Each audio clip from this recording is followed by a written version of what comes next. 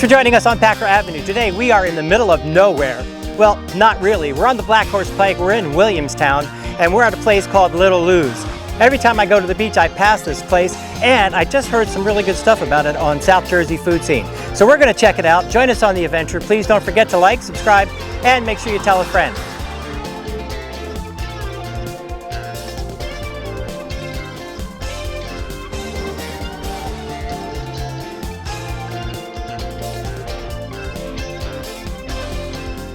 Now, this place is really intriguing because it's like, I keep passing it on my way down to the beach to visit my brother, and it seems like it's like in the middle of nowhere, but I've been hearing really good things about it. What inspired the location?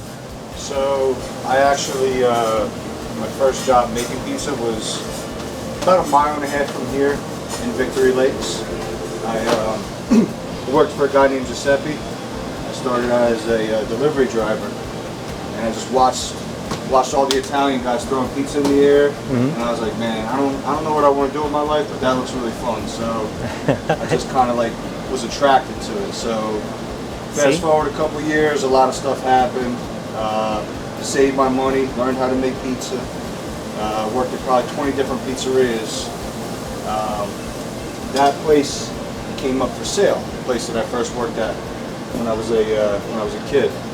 So we went in there, me and a couple Mexican guys, we got some money together. We went in, we bought it. It's called the Shop Pizzeria now. They're still there. Is that in Williamstown also? Yeah, so that's right, like I said, it's right down the street. Okay. They're good people, they're still there.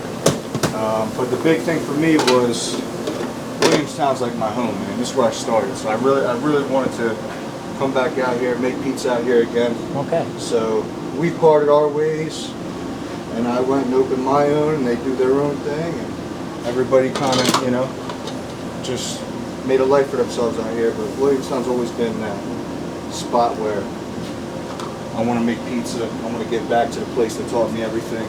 I want to get back to the customers that are out here. That's great. And you have another place in Washington Township as well. I have 3. So I got one in Washington Township, New Wave Pizza, and then I got one in Woodbury called All About the Crust. All About the Crust was the first That was the one. name of the one in Washington Township, right? Yeah, that's the first one that I went solo with. So now that name says a lot. All About the Crust. I mean, you have the hydration, the proofing, all that stuff. Obviously, is an art. It's a big deal. A lot of things that people overlook is the hydration, how old your dough is. A lot of places will use 48-hour, 72-hour ferment. They think it's the best. 5 days minimum. Wow. 5 days minimum. That's the longest I've heard. That's awesome. And it's called a cold ferment. Okay. It's called a cold ferment. It takes a long time, but it is much more sustainable once you get used to. You have to have enough dough cans to do it, because the 3-day thing is like, oh, you can only have 300 cans in your store, 400 cans in your store.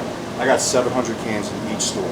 And you're talking like you're getting into like sourdough range and stuff like that. Yeah, you know? The hydration is very important, but I'm telling you right now, just like wine, the dough gets better with age. Absolutely. And as long as it doesn't reach the death, which I call it the death, but as long as it doesn't reach the death is when it hits the top of the other can. Right.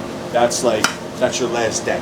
Okay. That means after that, it's not going to taste as good, it's not going to cook as good, it's not going to be as crispy, but you really want to, what I call it is you want to choke the dough, the process, as long as you can to extract all of the flavor from the yeast. You want everything activated. So that way it feeds on the salt, it feeds on the sugar, it's completely satisfied.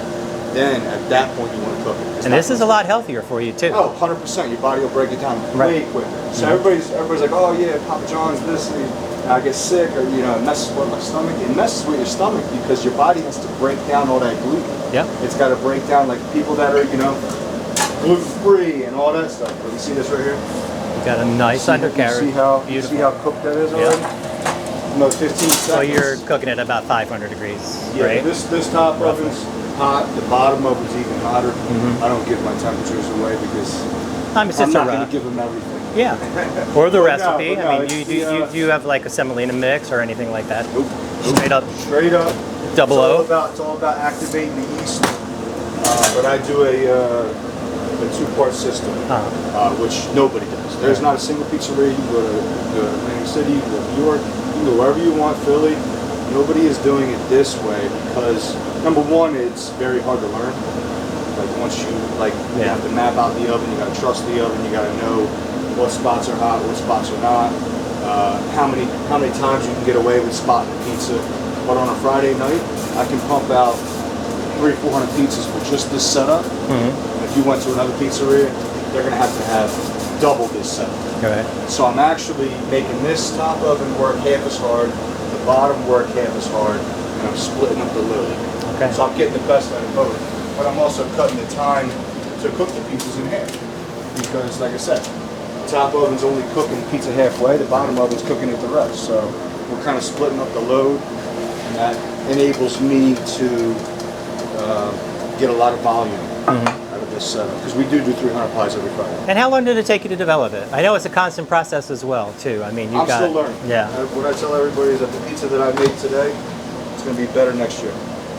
Because I never stop. Everybody says, oh, if it's on broke, don't fix it. Listen, I've been changing and adapting and getting better every single year, every single day I learn something different. I'm open to all of it. I'll never close my, I'll never shut my brain off for pizza. Pizza's that one thing that I'll never be perfect. You found your calling. This is truly the only thing I care about. You want to check the bottom of that? Beautiful.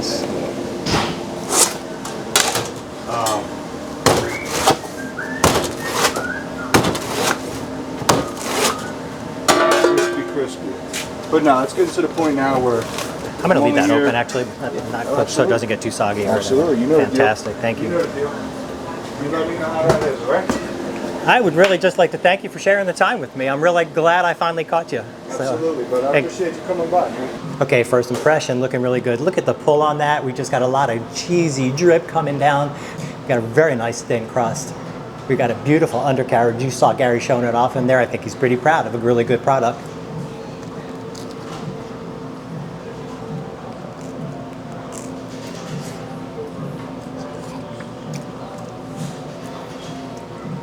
We're going to sit down and talk about this a little bit more. A little bit hot right now. I'm burning my face off. So many nice things to say about this pizza.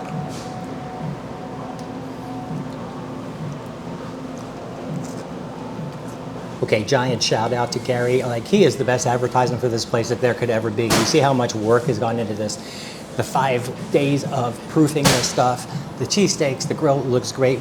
We got the cheesesteaks, we ordered this up special. We've got the ribeye, I'm liking the look of these onions in here. They look really very caramelized, which hopefully gives it a little bit more depth of flavor and a little bit more sweetness. Always a good combination in this. Got the Cooper Sharp, going for the bite. Oh, and we got mayo and banana peppers as well. I'm loving that. I'm a big mayo guy. I know it's gonna kill some of you people and some of you are gonna be really upset and mad at me for that, but I like me some mayo on here. And the banana pepper is really nice. Tiny little bit of spice, a little bit of sweetness to it. Not the pepper relish, but this is a really, really nice option. Yeah, and they're serving up all of this delicious steak, onion, cheese, bell pepper, mayo on, guess what? Yeah, it's a Licio roll. A little bit soft, nice outside, great for holding this all together. A great vehicle for a really delicious cheesesteak. Okay, so you saw I just had to jump into that first while it was hot before the box got closed. It got a little bit softer just because of the condensation, the moisture in there, but still a great bite. It's a pretty perfect pizza bite. And that crispy, crunchy dough. Listen to that crust. This is really what I love about bringing you these videos, meeting these really incredibly passionate people, passionate about their food, passionate about their craft. Gary started at the bottom, studied the pizza, putting it together, and now putting out an impressive product. Right here, Williamstown, this would definitely be a pit stop on your way down to the beach. Thanks so much for being with us. Please don't forget to like, subscribe, and tell a friend. And peace until next time.